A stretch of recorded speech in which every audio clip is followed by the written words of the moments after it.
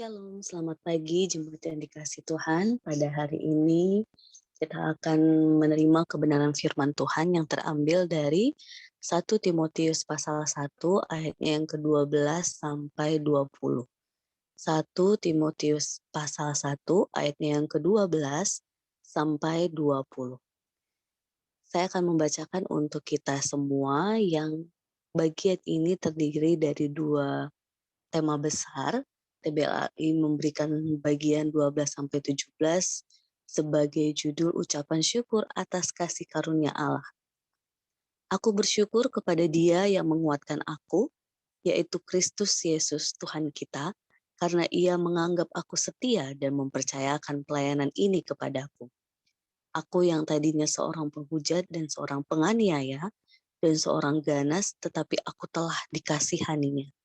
Karena semuanya itu telah kulakukan tanpa pengetahuannya itu di luar iman. Malah kasih karunia Tuhan kita itu telah dikaruniakan dengan limpahnya kepadaku dengan iman dan kasih dalam Kristus Yesus. Perkataan ini benar dan patut diterima sepenuhnya. Kristus Yesus datang ke dunia untuk menyelamatkan orang berdosa. Dan di antara mereka, akulah yang paling berdosa. Tetapi justru karena itu aku dikasihani, agar dalam diriku ini sebagai orang yang paling berdosa, Yesus Kristus menunjukkan seluruh kesabarannya. Dengan demikian aku menjadi contoh bagi mereka yang kemudian percaya kepadanya dan mendapat hidup yang kekal. Hormat dan kemuliaan sampai selama-lamanya bagi Raja segala zaman. Allah yang kekal, yang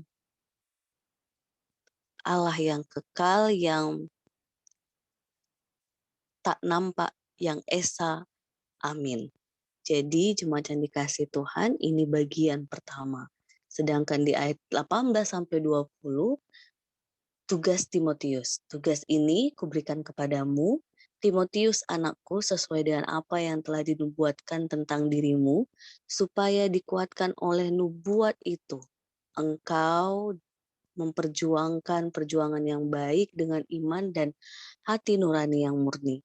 Beberapa orang telah menolak hati nuraninya yang murni itu, dan karena itu kandaslah iman mereka. Di antaranya Hymenaeus dan Alexander yang telah kuserahkan kepada iblis, supaya jera mereka menghujat. Jadi jemaat yang dikasih Tuhan, bagian firman ini mengajarkan kita tentang bagaimana Paulus yang dengan pelayanannya yang menurut kacamata Alkitab, karena Alkitab yang berbicara, Alkitab yang mewartakan, bahkan setelah kita membaca dengan kacamata kita pun, kita melihat bahwa Paulus begitu luar biasa dalam melayani.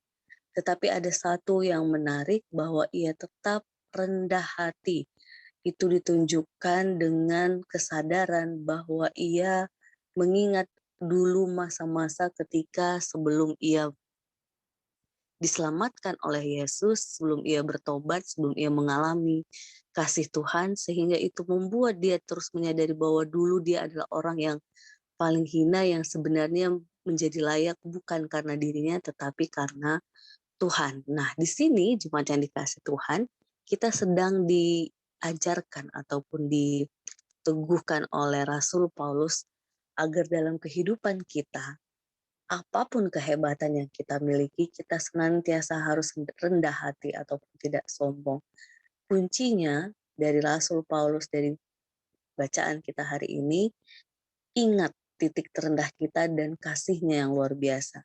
Kalau Paulus tadi menggambarkan bahwa ia mengingat pengalamannya, mengalami anugerah Tuhan, mengalami kasihnya Tuhan, mengalami penyelamatan Tuhan, sehingga ia terus menyadari bahwa ia ada sampai saat ini, ia dapat berkarya dan sebagainya, itu karena cinta Tuhan yang begitu luar biasa di dalam hidupnya.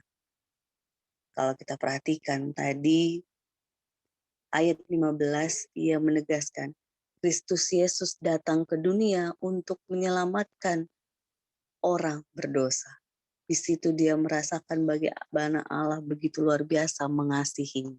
Jadi jemaat yang dikasih Tuhan, kita pun diteguhkan untuk senantiasa mengingat bahwa kita pun tidak punya alasan untuk sombong ataupun jadi merasa hebat.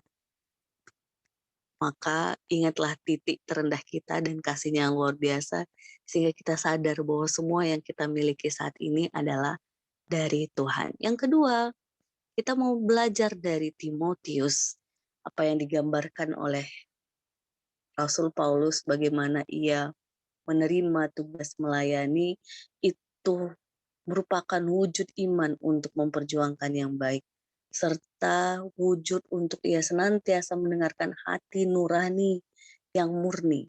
Hati nurani yang murni itu adalah Roh Kudus yang terus berbicara, mengajar dan mendorong kita untuk melakukan yang seturut dengan kehendak Tuhan.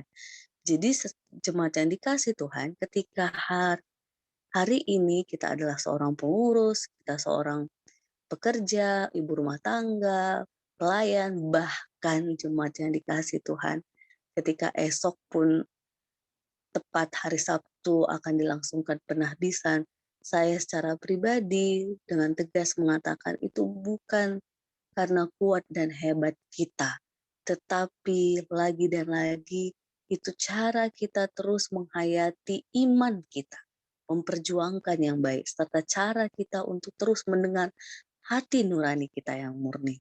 Jadi jemaat yang dikasih Tuhan, mari terus kita mau menerima tugas melayani, tugas berkarya, dimanapun kita berada, dengan bergembira, dengan sukacita, dengan tuntunan Roh Kudus, sehingga apapun yang kita kerjakan, walaupun hal sederhana ataupun hal besar, itu untuk kemuliaan Tuhan, bukan untuk hormat diri kita, bukan untuk kesombongan kita, bukan untuk mengagungkan kita, tetapi mengagungkan Tuhan, memuliakan Tuhan, dan terlibat dalam karya kasih-Nya.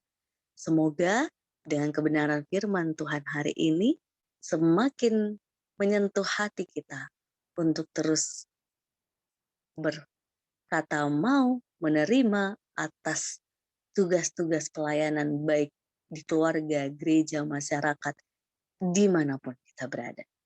Tuhan Yesus memberkati kita. Amin. Mari kita berdoa. Terima kasih Tuhan buat cinta kasih-Mu sehingga meneguhkan kami melalui renungan hari ini. Betapa kami anak-anak-Mu ketika kami mampu menghidupi kehidupan kita kami yang sekarang dengan segala kelebihan, kehebatan, biarlah kami anak-anak-Mu mengingat bahwa semuanya ini karena anugerah, karena kasih-Mu Tuhan, sehingga kami tetap senantiasa bersama-sama berusaha untuk rendah hati dan tidak sombong. Tuhan juga yang menuntun kami ketika kami melakukan karya pelayanan kami, sebenarnya di sana letak iman kami untuk memperjuangkan yang baik di hadapan-Mu Tuhan, memperjuangkan karya pelayanan cinta kasih-Mu, dan cara kami terus memperdengar hati nurani kami yang murni, yang datangnya dari Roh Kudus yang menuntun kami, yang menolong kami, yang menopang kami untuk tahu apa yang menjadi kehendak Tuhan dalam hidup kami. Terima kasih ya Tuhan, terima kasih kami berdoa untuk setiap orang yang saat ini mungkin sedang undur dari imannya, yang sedang undur ataupun tidak peka dengan hati nuraninya yang murni, kiranya Tuhan terus merangkul mereka, Tuhan menjamah mereka, Tuhan menyentuh mereka sehingga mereka dapat bersama-sama merasakan anugerah cinta kasih Tuhan. Dan sungguh-sungguh ini menjadi sukacita kami bersama untuk kami mampu mewujudkan iman kami dan memperdengarkan hati nurani yang murni dalam hidup kami.